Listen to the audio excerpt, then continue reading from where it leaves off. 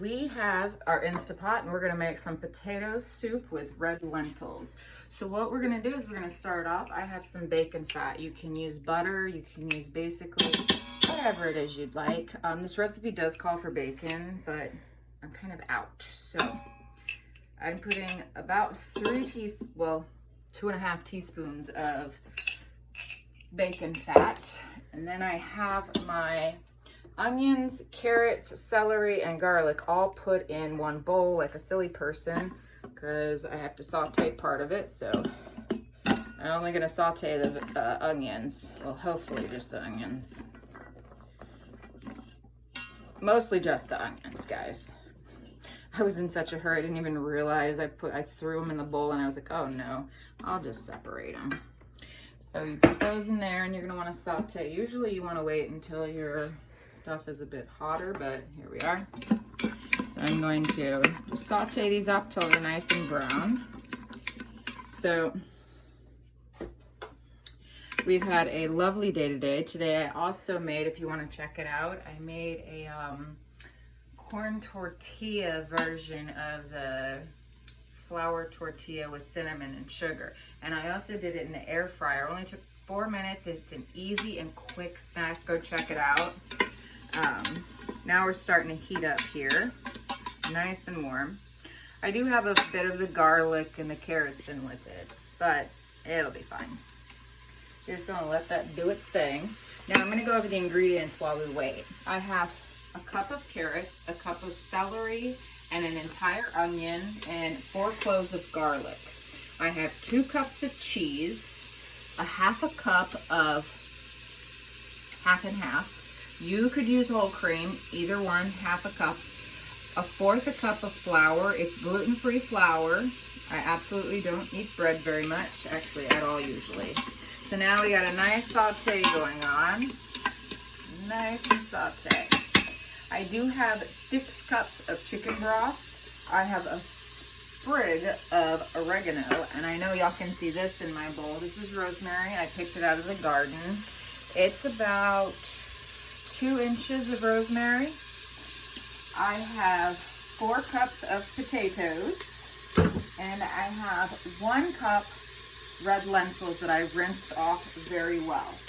Now, the chicken broth, because we are low sodium, I made my own chicken broth, but you can find low sodium chicken broth very easily. I cook with hardly any salt. You will never catch me adding salt to any of my dishes. It's I take care of my 93-year-old grandmother, and she's on a strict no salt diet. And I actually think if you can't cook with just one ingredient missing, you probably should learn some more. Salt is very good. It intensifies the flavor of whatever you're putting it on. It's just, you know, it's salt. You can't eat it. So you're just going to want to continue to brown them, stir them every once in a while, get them loose. You're just going to make sure that you brown this all up.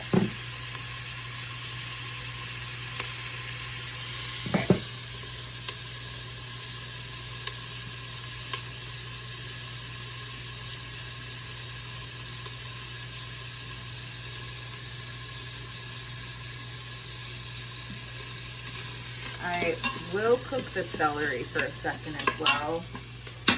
I have notes. I've been making this recipe over and over and over, trying to find the right, everybody loves potato soup. I absolutely love the potato soup, you know. I want to wait just a hair bit. I just want to make sure everything is copacetic. So we're just going to stir, stir, stir. Nice and translucent almost looking, which they are getting there. There's some steam, and I don't have an air vent right here or a fan.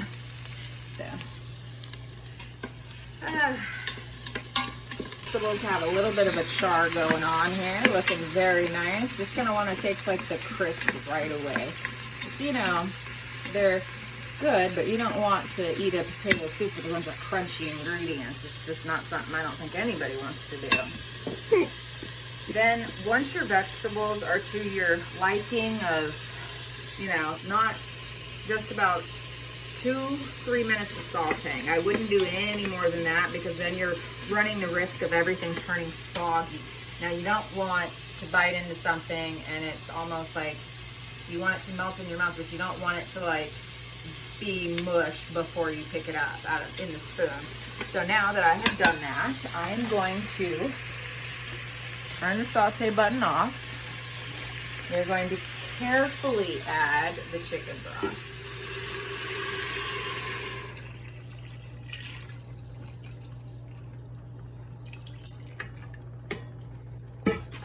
We're going to add the cup of potatoes.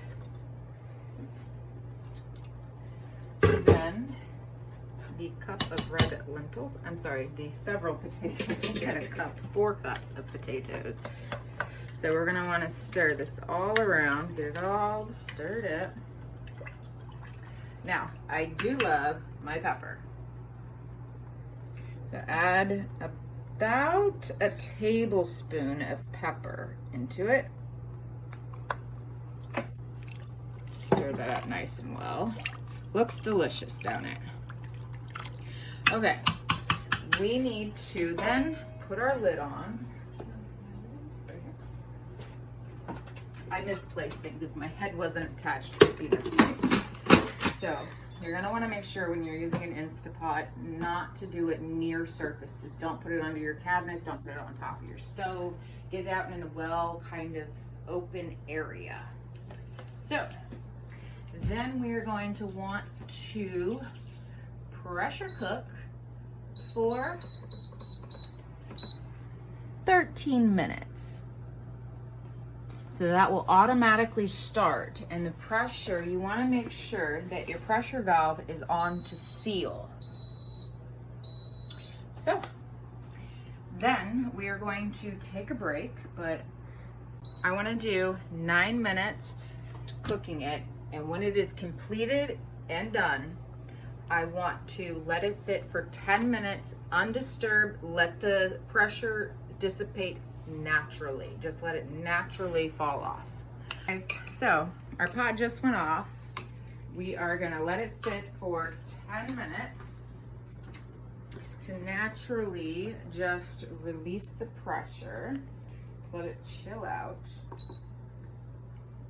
Now, in the meantime, we are going to make our like slurry. So we are going to add 4 tablespoons of butter to 1/4 cup of flour, and we're gonna kind of just, you know,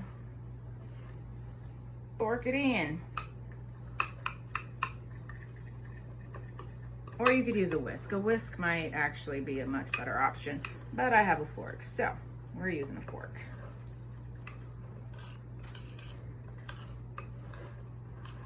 I hope everybody had a lovely day. Today is your best day ever because you are cooking salt-free, low-sodium diet.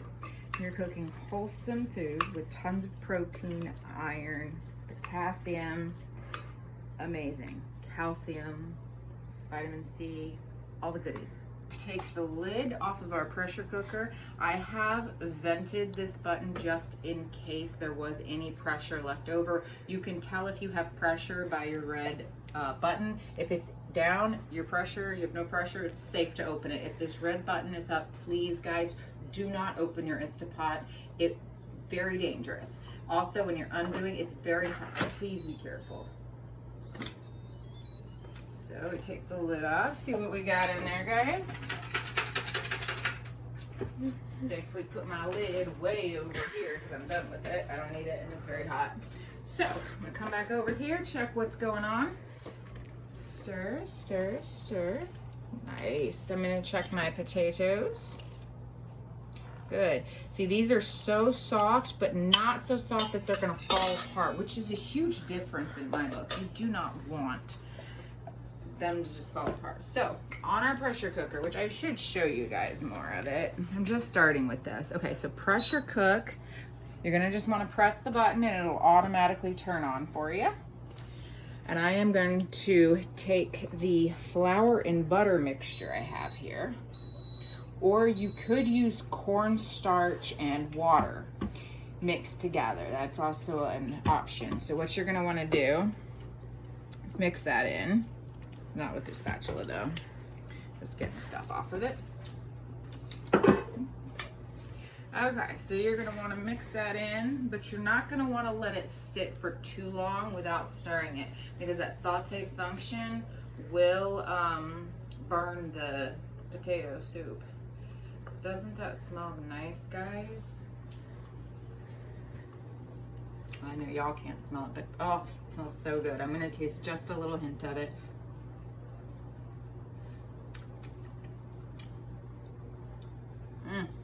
That's delicious. It does need, now I'm going to say I am using half and half, but you have options. You could use sour cream. I actually love the sour cream option. It's smooth, it's creamy. Actually, I want to do sour cream. Let's switch it up, guys. All right, guys, it's thickened up nice and well. I'm gonna go ahead and turn the pot itself off. You don't want to let it burn at all. You're gonna want to add your sour cream of any kind.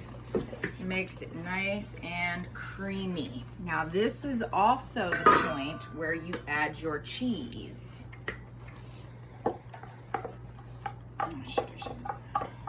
Don't put it over the hot pot. Usually just pick your cheese up and add it that way.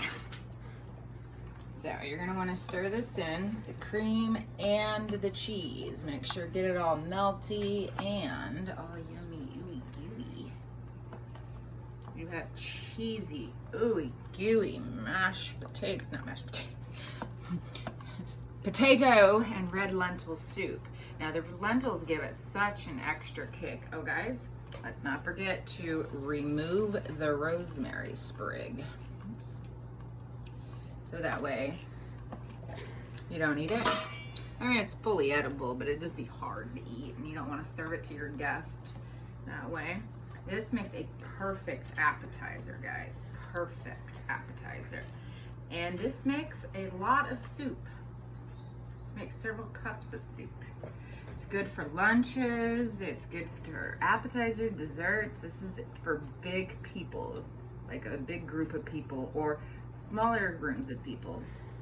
You have, come look at this, guys. Look how nice this looks. Still got actual potatoes in it. Potatoes are still chunky and in there. The carrots are still in there. Everything is still, so yummy. So now that it's done, I hope you enjoy. Enjoy. I have mine in a bowl, soup bowl to be exact, with sour cream and green onion sprinkled on top with a sprig of black pepper on top. I do love my pepper. You're gonna mix it up and you're going to enjoy. Oh, potato soup.